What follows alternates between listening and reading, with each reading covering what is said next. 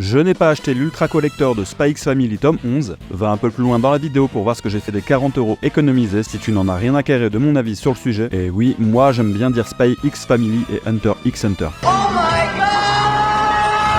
Même si le prix est justifié, rien à l'intérieur ne m'a poussé à l'achat. Pour l'avoir vu en vrai, je trouvais même que la boîte était un peu fragile, les illustrations sont un peu redondantes par rapport à ce qu'on a déjà vu, le tote bag très classique, les marque-pages passons, le seul truc qui m'a fait de l'œil c'était le serre-livre. Enfin bon, c'est cool pour ceux qui l'ont acheté, ça permet à ceux qui n'avaient pas les marque-pages de se les procurer, et après tout, pourquoi ne pas se faire plaisir si on le peut. Pour ma part, c'est un choix personnel de ne pas l'avoir pris, et si le coffret fait des heureux, c'est top. Là où je suis vraiment content, c'est que les 40€ économisés en n'achetant pas le collector, j'ai pu les investir dans autre chose. J'ai eu une bonne surprise en me promenant dans une boutique d'occasion Leclerc, j'y ai trouvé tout ça.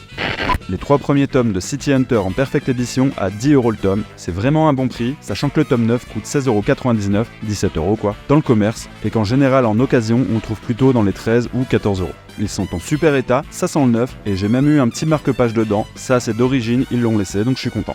Ensuite j'ai craqué pour Heart of Darkness, un jeu que j'ai poncé quand j'étais plus jeune. Le jeu est sur 2 disques, il est en super état, je l'ai eu pour 9,99€, 10€ quoi, et je suis super content car ce jeu a marqué mon enfance par ses animations, son ambiance, il m'a même un peu traumatisé, j'avoue.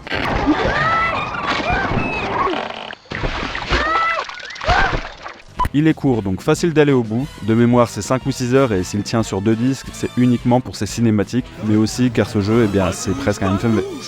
Ensuite, j'ai pris 2 jeux PSP, Gran Turismo pour 3,99€, 4€ quoi, car j'ai adoré le premier sur PSX à l'époque, donc quand j'ai vu ça, je me suis dit que c'était peut-être la même chose. On finit avec Tomb Raider Legend, le jeu qui m'a réconcilié avec les Tomb Raider en 2006, après la bouse infâme qui était sur les traces de Lara Croft. J'ai connu mieux. Crystal Dynamics a repris le bébé et de mon point de vue, ils ont clairement sauvé la licence jusqu'à la magnifier en 2013 avec le reboot de la saga. C'est plus sentimental qu'autre chose, car aujourd'hui je n'arriverai clairement pas à le refaire sur PSP tellement ça rame. Oui, ce jeu, je l'ai fait à l'époque sur PSP. Aujourd'hui c'est dégueulasse, la rémanence de l'écran PSP me fait mal aux yeux, c'est juste abusé. Mais bon, en 2006, j'avais kiffé, donc j'en garde un super souvenir. Et voilà, j'espère que cette petite présentation vous a plu. N'hésitez pas à vous abonner et à bientôt sur Okidao.